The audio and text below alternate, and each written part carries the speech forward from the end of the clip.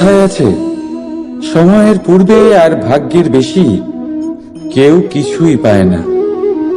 এবার এর মানে কি এটাই যে আপনি শুধুমাত্র সময়ের অপেক্ষা করবেন, সবকিছু নিজের ভাগ্যের উপর আর কপালের উপরে ছেড়ে দেবেন, নিজে কিছুই করবেন না? যদি আপনি এরকম করেন তাহলে আপনি একটা বস্তু অবশ্যই পাবেন: নিরাশা, অসফলতা। এবারে আপনি বলবেন, যদি সবকিছুই ভাগ্য আর সময়ের উপরে নির্ভরশীল হয় তাহলে আমরা কি বা করতে পারি? করতে পারেন চেষ্টা, পরিশ্রম। এই চেষ্টাই আপনার জীবনে সেই সময়কে আপনার কাছে টেনে নিয়ে আসে, সেই সময় যার অপেক্ষা আপনি করছেন।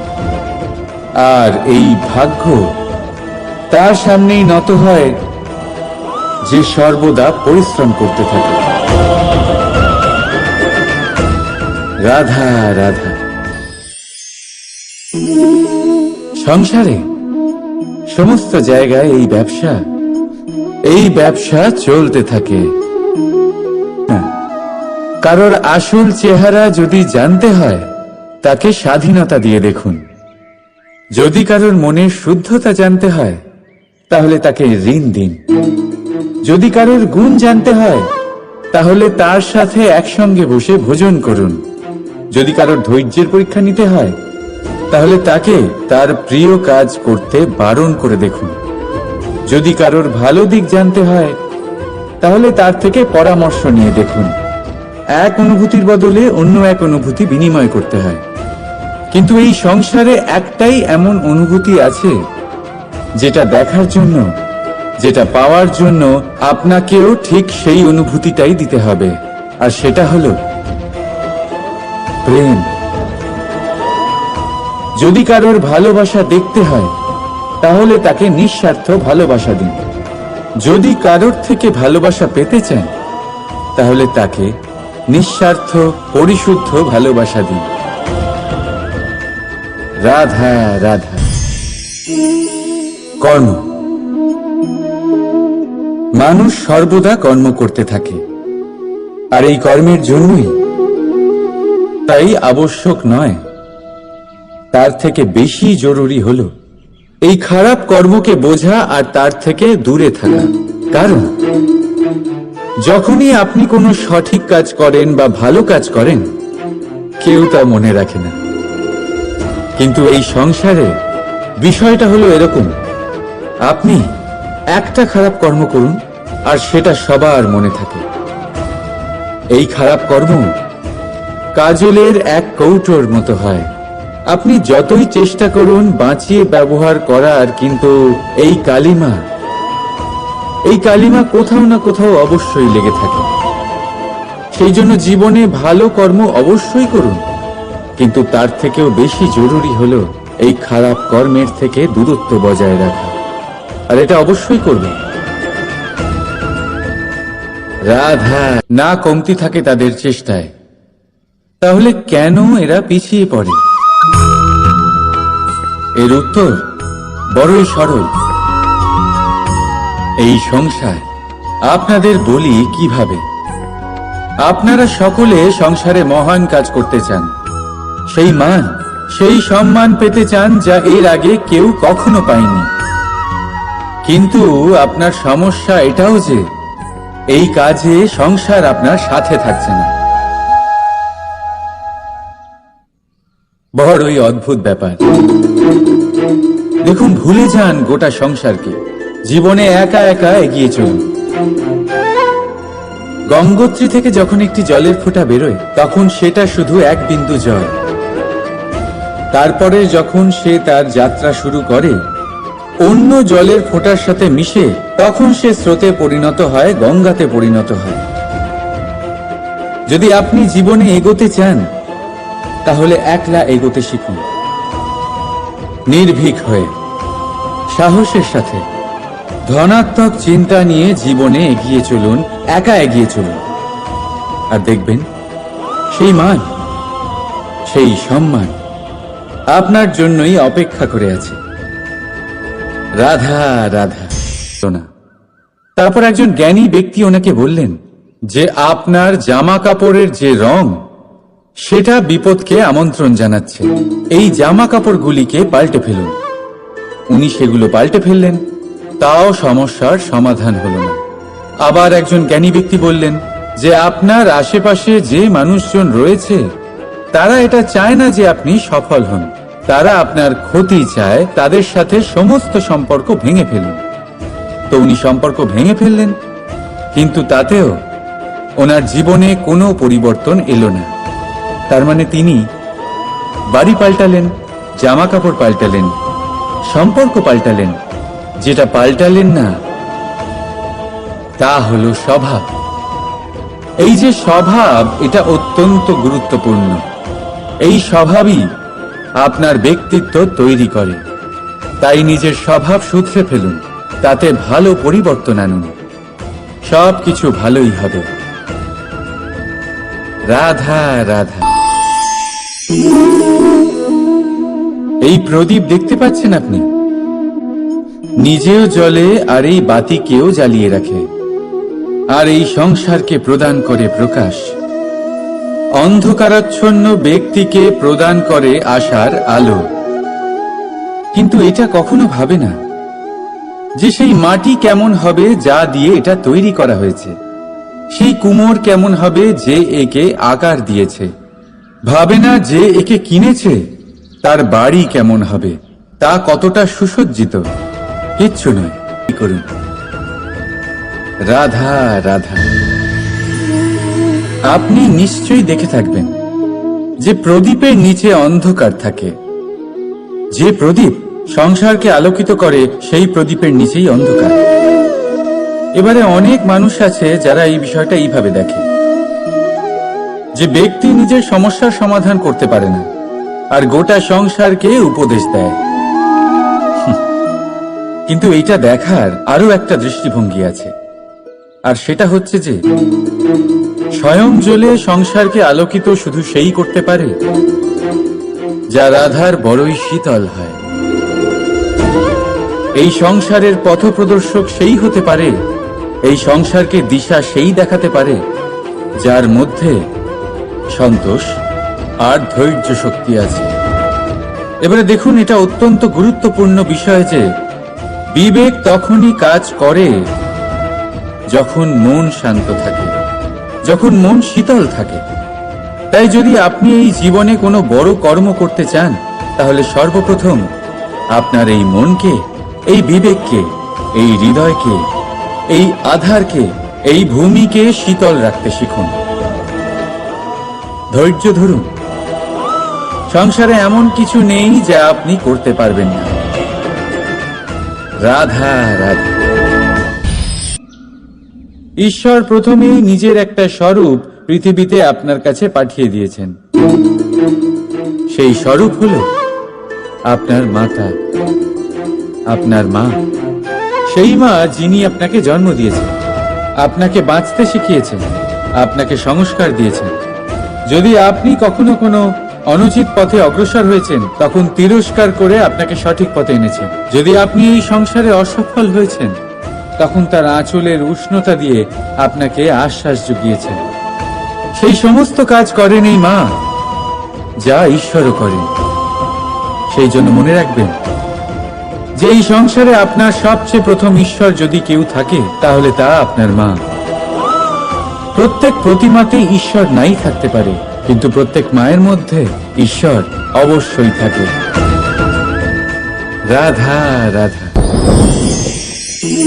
অভিমান নিয়ে, আপনার আদর্শ নিয়ে, আপনার বিচারধারা নিয়ে, তাহলে আত্মসম্মান হলো একটা গুণ। যদি এইভাবে বলা হয় যে আমি এই কার্য কারোর সাহায্য ছাড়া, সহযোগিতা ছাড়াও করতে পারি, তাহলে এটা আত্মসম্মান, আর এটা সঠিক।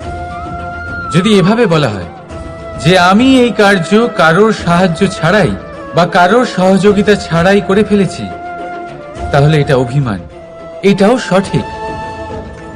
কিন্তু এই কার্য শুধুমাত্র আমিই করতে পারি আর কেউ নয়, এটা অহংকার। তাহলে এই শব্দ এবং তার অর্থ বোঝার চেষ্টা করুন। জীবন ধারণের এক নতুন পথ খুঁজে পাবেন। রাধা বুঝতে পারেন যে ক্রোধ আপনার জন্য ভালো কি না। যদি কারোর সাথে অন্যায় হয় আর এটা দেখে আপনার ক্রোধ হয়, আর এই ক্রোধ আপনাকে তার সাহায্য করতে প্রেরণা যোগায়, তাহলে এই ক্রোধ অবশ্যই ভালো। যদি কোথাও আপনি দেখেন যে কোনো নারীর উপরে অত্যাচার হচ্ছে আর সেটা দেখে আপনার ক্রোধ হয়, আর এই ক্রোধ আপনাকে তার সাহায্য করতে সাহস যোগায়, তাহলে এই ক্রোধ অবশ্যই ভালো। যদি এই সংসারে কোথাও আপনি কোনো অনৈতিক কাজ বা ছলনা দেখেন আর আপনার তাতে ক্রোধ না হয়, কিছুই অনুভব করেন না, তাহলে এটা কাপুরুষতা। তার মানে এটাই যে আপনি আপনার মনুষ্যত্ব হারিয়ে ফেলেছেন। তাই এটা বোঝার চেষ্টা করুন, আপনার ক্রোধের তেজের ব্যবহারের উপরে নির্ভরশীল হলো এই ক্রোধ আপনার জন্য পাপের সমান, নাকি এই ক্রোধ আপনার জন্য পুণ্যের স্থাপক। রাধা রাধা। মোহ কোন বস্তুর উপরে থাকে তাহলে তা লালসা হয়ে যায়। মোহ কোনো বিশেষ ব্যক্তির উপরে হয়ে গেলে তা প্রেম নয়, আকর্ষণ হয়ে যায়। মোহ কোনো চাহিদার উপরে হয়ে গেলে তা বাসনা হয়ে যায়। মোহ বিজয়ের উপরে হয়ে গেলে তা কুণ্ঠা হয়ে যায়। মোহ নিজের সংস্কৃতির উপরে হলে আপনাকে সংস্কৃতির রক্ষক বানায়। যদি এই মোহ নিজের গুণের উপরে হয়, তাহলে সেই শিল্প দ্বারা আপনি এই সংসারে অদ্ভুত সব কাজ করতে পারবেন। এবারে এটা আপনার উপরে নির্ভরশীল যে এই মোহকে আপনি সৃজনের আধার বানাতে চাইবেন নাকি বিনাশের অস্ত্র বানাতে চাইবেন। ভেবে দেখুন, সিদ্ধান্ত আপনার। রাধা রাধা। এই লক্ষ্য আসলে কি? এই লক্ষ্য তাই যা আমরা পেতে চাই, তার জন্য সবাই প্রাণপণ চেষ্টাও করে। তাহলে সবাই তাদের লক্ষ্যে পৌঁছতে পারে না কেন? ঠিক আছে, কোথাও না কোথাও কিছু না কিছু কমতি থেকেই যায়, যাই বাধা থাক। আজকে আমি আপনাকে একটা উপায় বলবো এই লক্ষ্য পাওয়ার জন্য। একটা কাগজ নিন, তাতে একটা চিহ্ন বানান, সেটাই হবে আপনার লক্ষ্য। এবারে সেই লক্ষ্যে পৌঁছানোর একটা পথ বানান। এবারে এই যাত্রাকে ভিন্ন ভিন্ন ভাগে বিভাজন করে দিন। এবারে এটা হলো আপনার পরিকল্পনা। এবার এই পরিকল্পনা ক্রমানুসারে আপনি পালন করতে থাকুন, এটাই হবে আপনার চেষ্টা। এবার এইভাবে যদি আপনি চেষ্টা করতে থাকেন, যাই আপনার কল্পনা হোক না কেন, তা বাস্তব অবশ্যই হবে। তাহলে এই কল্পনাকে বাস্তবে রূপান্তরিত করুন। এইভাবেই নিজের পরিকল্পনা পালন করতে থাকুন। আপনার যাই কল্পনা থাকুক বা যাই লক্ষ্য থাকুক, তা বাস্তবে পরিণত হয়ে আপনার হাতে অবশ্যই আসবে। রাধা রাধা। প্রত্যেকের জন্য আলাদা আলাদা। কারোর জন্য এই সময় ভালো, আবার কারোর জন্য এই সময়ই খারাপ। এক্ষুনি এই মুহূর্তে কারোর মুখে সফলতার আলো রয়েছে, আবার কারোর মুখে অসফলতার নিরাশা। এটা কেন? কেন এই সময় কারোর জন্য শ্রেষ্ঠ, আবার কেন তা কাউকে নিরাশ করে?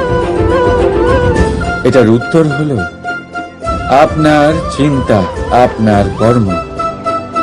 যেমন আপনার চিন্তাধারা, তেমন আপনার কর্ম, আর তেমনই হবে আপনার এই সময়।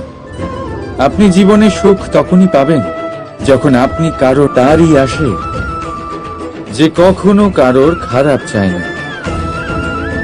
রাধা রাধা। লোকে বলে মানুষ নিজের ভবিষ্যৎ জন্ম থেকেই লিখিয়ে আনে, অর্থাৎ এখানে এই কপালে। ভাগ্য দেবতা আমাদের সমস্ত উত্থান, সমস্ত পতনের হিসেব সবটা লিখে দেন। কিন্তু কপালে কেন, পায়ে নয় কেন? যদি পায়ে লেখা হয় তাহলে আমরা পড়তে পারবো, যদি কপালে লেখা হয় আমরা ছাড়া বাকি সবাই পড়তে পারবে।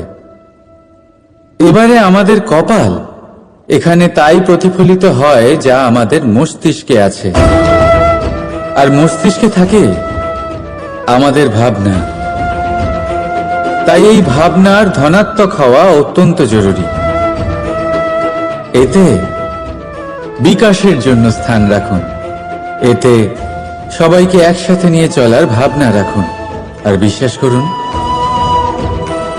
আপনার মস্তিষ্কের এই ভাবনা সাফল্য রূপে আপনার কপালে অবশ্যই লিখিত হবে, কারণ আপনার ভাবনাই সত্য হয়ে আপনার জীবনে আসে। রাধা রাধা। সে আপনার জীবনের সেই মুহূর্তই আছে যা আপনার হাতে আছে, অন্য কিছুই নয়। আপনার হাতে আছে আপনার কর্ম। যে জীবনে দুর্ভাগ্যে হতাশ হয় না, যে অসফলতার জন্য ভেঙে পড়ে না, সেই এই জীবনে বিজয়ী হয়। বলুন, যখন আপনার জীবনে কিছুই ছিল না, কি করেছিলেন? পরিশ্রম করেছিলেন, লড়াই করেছিলেন, আর সেই সব কিছু পেয়েছেন যা পেতে চেয়েছিলেন।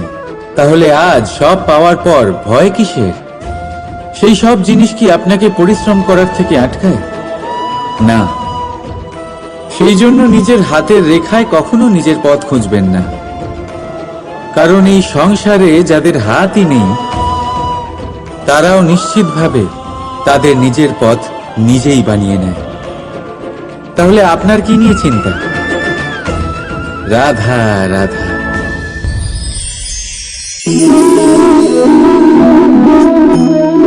লোকে আমাকে সবসময় জিজ্ঞেস করে যে কানাই, এখন তুমি বড় হয়ে গেছো, এই বাচ্চাদের সাথে থেকে তুমি সবসময় দুষ্টুমি করো কেন?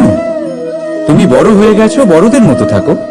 বেশিরভাগ লোকে এটা বুঝতে পারে না, ভাবে উনি তো ভগবান, ভগবানের মতো গম্ভীর নয় কেন? এবারে আমি কি করে বোঝাবো সবাইকে যে আমার ভগবান হওয়ার পিছনে যে সবচেয়ে বড় রহস্য কেই আসে? কারণ বাচ্চাদের থেকে বড় কোনো ভগবান হয় না। এবারে দেখুন না, পুরাণ আর বেদের কোনো জ্ঞান নেই ওদের, কিন্তু খুব ভালোভাবেই জানে যে একজন উদাস ব্যক্তির মন কি করে ভোলানো যায়, কি করে তাকে আনন্দ দেওয়া যায়। আর এ এক বিশাল ব্যাপার। কোনো ন্যায়, কোনো নীতির জ্ঞান নেই ওদের, কোনো ভেদাভেদ করতে জানে না। কিন্তু এটা অবশ্যই জানে একজন একা অজানা ব্যক্তিকে নিজের দলের সদস্য কি করে বানাতে হয়, কি করে তাকে আপন করতে হয়। আর এক বড় ব্যাপার, এই বাচ্চাদের থেকে অনেক কিছু শেখার আছে। তাই আপনারাও নিজেদের জীবনে গম্ভীর হওয়ার চেষ্টা কখনোই করবেন না। আর যদি করেন তাহলে এই সংসার খুবই নীরস লাগবে আপনার। আপনিও বাচ্চাদের মতো নিষ্পাপ থাকুন আর নিজেকে আনন্দে রাখুন। লাভ আর ক্ষতির ঊর্ধ্বে গিয়ে সম্পর্ককে দেখুন। জ্ঞান অর্জন করার পরিবর্তে ভালোবেসে সম্পর্ক পালন করুন। আপনি নিজেই বুঝে যাবেন যে এই সংসার কতটা সুন্দর। রাধা রাধা। দেখতে গেলে মানুষ এই সময়ের হাতের খেলনা। কখনো আমাদের সময় ভালো হয়, আবার কখনো খারাপ। কেউ সময় আসার প্রতীক্ষা করে, আবার কেউ সময় যাওয়ার প্রতীক্ষা করে। কিন্তু এই সময় কারোর হাতে ধরা দেয় না। এই সময় যা কেউ দেখতে পায় না, এটা সবাইকে সবকিছু দেখিয়ে যায়। দেখিয়ে যায় যে আপন কে আর পর কে, আমাদের শুভাকাঙ্ক্ষীকে আর ক্ষতি কে চায়, আমাদের মিত্রকে আর আমাদের শত্রুকে।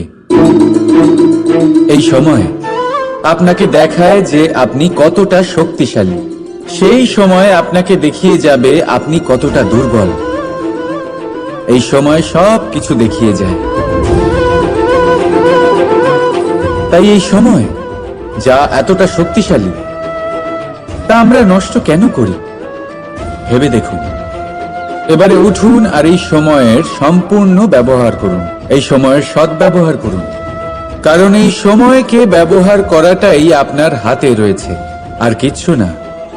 আর এই সময় একবার বয়ে গেলে তখন যাই করুন না কেন কখনো ফেরত আসবে না। সময়ের সদ্ব্যবহার করুন আর সবার মধ্যে আনন্দ ছড়ান। আর আসুন আমার সাথে ভালোবেসে বলুন, রাধা রাধা। এই পদ্ম ফুল দেখতে পাচ্ছেন? এর অভ্যেস হলো জলস্তরের ওপরে ভাসা। সেই জন্য জলাশয়ের জলস্তর যখন বৃদ্ধি পায়, এই যে ফুলের কাণ্ড দেখছেন সেটাও বাড়তে থাকে, যাতে এই ফুল জলস্তরের ওপরে থাকে। কিন্তু যখন সেই জলাশয়ে জলস্তর নামতে থাকে, সেই কাণ্ড নিজেকে ছোট করতে পারে না, আর এই ফুল নিজের ভারে নিজেই ভেঙে পড়ে। এবার এটা আমাদের সাথেও হয়। সময়ের সাথে আমরা জীবনে যত সাফল্য পাই, আমাদের জীবনের স্তর বাড়তে থাকে। আর যখন আমাদের সংস্থান কমতে থাকে, আমরা সেই জীবন স্তর ছাড়তে পারি না, আর শেষ পর্যন্ত সেই জীবন স্তরের কারণেই ভারাক্রান্ত হয়ে শেষ হয়ে যায়। সেই জন্য যদি কিছু রাখতে হয়, তাহলে তা হলো দৃষ্টিভঙ্গি। সাধারণভাবে জীবন যাপন করতে শিখুন। সময়ের চক্রও আপনাকে মাত দিতে পারবে না। রাধা রাধা। অনেক সময় আমাদের মনে এই ভাবনা আসে যে আমাদের নিরীহ স্বভাবের সুযোগ নিয়ে এই সংসারের মানুষ শুধু আমাদের দুঃখই দেয়। কতবার এমন মনে হয় যে আমরা সবাইকে সাহায্য করার জন্য এগিয়ে যাই আর সকলে আমাদেরই দোষ দেয়। অনেক সময় এমন মনে হয় যে আমরা শুধুই সৎকর্ম করি, সকলের ভালো চাই, কিন্তু সকলে আমাদেরই বিষয়ে খারাপ কথা বলতে থাকে। দুঃখ হয়, কিন্তু আমাদের এটা ভেবে দেখা উচিত যে মানুষ আম গাছের গায়ে পাথর ছোড়ে, শাল গাছের গায়ে পাথর কেন ছোড়ে না? কারণ এই আম গাছে পাওয়া যায় মিষ্টি এবং সুস্বাদু ফল। অন্যদিকে শাল গাছ থেকে আমরা কি পাই? শুধুই কাঠ। তাই যদি আপনাকে কেউ কথা শোনায়, আপনাকে কোনো কিছুতে বাধ্য করার চেষ্টা করে, আপনার বিষয়ে অনুচিত কথা বলে, তাহলে নিশ্চয়ই আপনার মধ্যে এমন বিশেষ কিছু আছে যা তাদের মধ্যে নেই। নিজের মধ্যে আত্মবিশ্বাস বাড়িয়ে তুলুন, ধন্যাত্মক ভাব আনুন, সৎকর্ম করতে থাকুন। কোনো কটুতা এই মনে প্রবেশ করতে দেবেন না। এই মন সুপ্রসন্ন হয়ে বলবে, রাধা রাধা। খুব সুন্দর একটা কাহিনী আছে। একবার এক ব্যক্তি নিজের অসফলতার জন্য ত্রস্ত হয়ে সময় দেবতার তপস্যা করতে বারবার জয়ী হন, আর আমি চিরকাল পরাজিত হয়ে থাকি। কেন এত পরিশ্রম করা সত্ত্বেও আমি সাফল্য লাভ করতে পারি না? তখন সময় দেবতা উত্তর দিলেন, যে দিন হোক বা রাত, ঝড় হোক বা ভূমিকম্প, রোদ হোক বা বৃষ্টি হোক, সময়ের সূত্রপাত হোক বা প্রলয়, আমি থামি না, আমি চলতেই থাকি। আর সেই জন্য যিনি থেমে যান তিনি পরাজিত হন, আর আমি জয়ী হই। এটাই আমাদের শিখতে হবে। জীবনে সবসময় চলতে থাকুন, কখনো থামবেন না। হ্যাঁ, কিছুক্ষণের জন্য বিরতি নিতে পারেন, বিশ্রাম করার জন্য, নিজেকে আরো সশক্ত করে তোলার জন্য, কিন্তু থেমে যাবেন না। নিরন্তর কর্ম করতে থাকুন, পরিশ্রম করতে থাকুন, তবেই এই সংসার আপনাকে মনে রাখবে। আসুন আমার সাথে ভালোবেসে বলুন, রাধা রাধা। আমাদের মধ্যে এমন অনেক মানুষ আছেন যারা বই পড়তে পছন্দ করেন। অনেক মানুষ আছেন যারা ভিন্ন ভিন্ন রকমের কাহিনী পড়েন। এবার পড়তে পড়তে মাঝে এমন একটা অধ্যায় অবশ্যই আসে যা আমাদের হৃদয় স্পর্শ করে যায়। আমরা হৃদয় যন্ত্রণা অনুভব করি, তাও আমরা সেই কাহিনী শেষ পর্যন্ত পড়ি, এবং তখন আমরা বুঝতে পারি যে সেই যন্ত্রণাময় অধ্যায়টি কেন এসেছিল, তার থেকে আমরা কি শিক্ষা পেলাম, এবং আমরা অবশেষে লক্ষ্যেও পৌঁছলাম। কিন্তু যদি সেই যন্ত্রণাদায়ক অধ্যায়টিতে আপনি থেমে যান, আপনি যদি এটা ভাবেন যে আমি আর পড়তে পারবো না, তাহলে আপনি জানতেও পারবেন না যে পরবর্তীতে কি হতে চলেছে। এই মন দুঃখে ভরে উঠবে, মনে প্রশ্ন আসতেই থাকে যার উত্তর আমরা পাই না, নিজেদের লক্ষ্য বুঝতেই পারি না। এইভাবেই আমাদের জীবনেও যদি এমন কিছু হয় যা অত্যন্ত দুঃখজনক, যদি এমন কোনো কঠিন অধ্যায় আপনার জীবনে আসে, থামবেন না। তা হলো আপনার জীবনের কাহিনীর একটি যন্ত্রণাদায়ক দুঃখজনক অধ্যায় মাত্র। শেষ পর্যন্ত এই কাহিনীতে টিকে থাকুন, কর্ম করতে থাকুন। আপনি বুঝতে পেরে যাবেন যে এই কঠিন পরিস্থিতি আপনার জীবনে কেন এসেছিল। আপনি শিক্ষাও লাভ করবেন এবং লক্ষ্যও লাভ করবেন। আসুন আমার সাথে ভালোবেসে বলুন, রাধা রাধা। সমুদ্র মন্থনের সময় দুই ধরনের রত্ন লাভ করা হয়েছিল। প্রথম হলাহল, যার প্রভাব থেকে এই সমস্ত সংসারের জীবের প্রাণ বাঁচানোর জন্য মহাদেব তাকে নিজের কণ্ঠে ধারণ করে নিয়েছিলেন। আর দ্বিতীয় অমৃত, যেটা কিঞ্চিত পরিমাণ মাত্রায় পাওয়া গেছিল। কখনো কখনো জীবনে এমন কোনো বস্তু যা আপনি প্রয়োজনের থেকেও অনেক বেশি মাত্রায় ভোগের জন্য লাভ করে থাকেন, তা আপনার জন্য বিষ প্রমাণিত হতে পারে। যেমন জল, প্রয়োজনের থেকে অনেক বেশি মাত্রায় যদি জল আসে তাহলে আপনার প্রাণ কাটতে পারে। কিন্তু পরিশ্রমের পরে এক পাত্র শীতল জল দ্বারা আপনি যদি স্নান করে নেন তাহলে তা আপনার শরীরের জন্য অমৃত হবে। পরিশ্রম করার পরে যদি আপনার শরীর এক পাত্র খাবার লাভ করে তাহলে তা আপনার শরীরের জন্য অমৃত। কিন্তু যদি কোনো পরিশ্রম না করেই আপনি দিনরাত শুধুই খাবার গ্রহণ করতে থাকেন তাহলে আপনার কাছে তা বিষ সমান। বিষ এবং অমৃত গ্রহণ করাটা আপনার উপরে নির্ভর করছে। কোনো বস্তু আপনার পক্ষে বিষও হতে পারে, আবার অমৃতও হতে পারে। নির্ভর করছে যে আপনি সেটা কিভাবে ব্যবহার করছেন, কতটা মাত্রায় ব্যবহার করছেন। আসুন আমার সাথে ভালোবেসে বলুন, রাধা রাধা। এবার এই পুরুষার্থের বিষয়ে আপনারা অবশ্যই শুনেছেন। মুখ্য চতুর্থ পুরুষার্থ। আপনারা কি জানেন এই মুখ্য আসলে কি? ধর্ম, অর্থ, কামনার পালন করতে করতে মৃত্যু লাভ করা, এটাই কি মোক্ষ? না, মোক্ষ হলো সেটাই যা জন্ম এবং মৃত্যুর ঊর্ধ্বে। প্রত্যেক ব্যক্তি, প্রত্যেক জীবই সংসারে কোনো না কোনো বিশেষ প্রয়োজনে আসে। ধর্মপথে, সৎপথে অর্থ উপার্জন করা, প্রয়োজনকে পূর্ণ করার চেষ্টা করতে করতে সেই প্রয়োজনকে পূর্ণ করা তাকে মুক্তির পথে নিয়ে যায়, যা হলো মোক্ষ।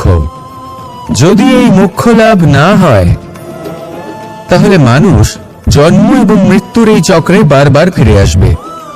তাই নিঃস্বার্থভাবে সদ্ভাব নিয়ে কর্ম করুন, সকলকে ভালোবাসুন, আর আমার সাথে বলুন, রাধা রাধা। ইচ্ছে বড়ই বিচিত্র জিনিস। এই ইচ্ছে যদি তা পূর্ণ না হয় তাহলে তা ক্রোধকে জন্ম দেয়। যদি তা পূর্ণ হয় তাহলে লোভকে জন্ম দেয়। যদি সময়ের মধ্যে পূর্ণ না হয় তাহলে শোককে জন্ম দেয়। আর যদি সময়ের পূর্বেই পূর্ণ হয়ে যায় তাহলে অহংকারকে জন্ম দেয়। সকলের ইচ্ছে থাকে, আপনারও অবশ্যই থাকবে, তা অবশ্যই পূরণ করবেন।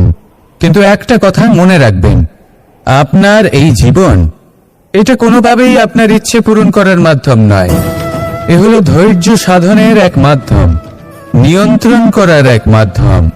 নিয়ন্ত্রণ নিজের কামনার উপর, নিজের ইচ্ছের উপর, নিজের আবেগের উপর।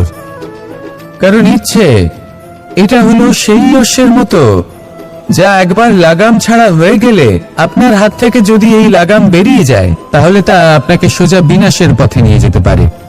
কিন্তু যদি আপনি একে নিয়ন্ত্রণ করতে পারেন তাহলে এটা আপনাকে সাফল্যের শিখরে অবশ্যই পৌঁছে দিতে পারে। তাহলে ইচ্ছেগুলিকে নিয়ন্ত্রণ করুন আর আমার সাথে ভালোবেসে বলুন, রাধা রাধা। মানুষের জীবন বড়ই বিচিত্র হয়। যেই মুহূর্তে জন্ম নেয় একটা প্রতিস্পর্ধায় প্রবেশ করতে থাকে। মানুষ জন্ম নেয় আর প্রতিস্পর্ধা শুরু হয়ে যায় ভাই এবং বোনের মধ্যে সর্বশ্রেষ্ঠ হবার, সবার থেকে এগিয়ে থাকার। তারপরে সে যায় গুরুকুলে, নিজের বন্ধুদের মধ্যে সর্বশ্রেষ্ঠ হওয়ার প্রতিস্পর্ধা শুরু হয়। এবার সেখান থেকে বাইরে বেরিয়ে সংসার জীবনে প্রবেশ করে ধন উপার্জনের প্রতিস্পর্ধা শুরু হয়। তা সে যুদ্ধই হোক বা কলা হোক, এই প্রতিস্পর্ধা কখনোই আমাদের পিছু ছাড়ে না। তাই যদি প্রতিস্পর্ধা করতেই হয় তাহলে আমরা মানুষকে সাহায্য করার প্রতিস্পর্ধা কেন করব না? এমন এক প্রতিস্পর্ধা যাতে যে কেউ জিতুক বা যে কেউ হারুক না কেন, লাভ সকলের হবে। সকলের মধ্যে প্রেম বিতরণ করতে থাকুন, এইভাবেই আনন্দ বিতরণ করতে থাকুন, আর আমার সাথে ভালোবেসে বলুন রাধা রাধা।